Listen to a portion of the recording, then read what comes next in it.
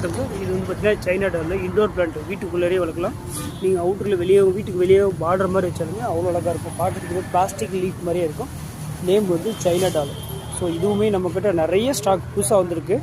இங்கே ஃப்ரண்ட்டில் சும்மா ஒரு 10 பீஸ் மட்டும் டெமோக்கு வச்சுருக்காங்க. பின்னாடி இருக்குது, அதையும் உங்களுக்கு காட்டுற பாருங்க.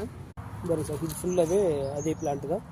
ஸோ உங்களுக்கு இது வந்து பார்த்தீங்கன்னா 10 கிலோ கவரில் எல்லாமே ஒரு 3 8 சூப்பராக இருக்கும். நேம் வந்து சைனா டால். இதோட ரேட்டு நான் உங்களுக்கு அப்படியே நான் மென்ஷன் பண்ணிடுறேன்.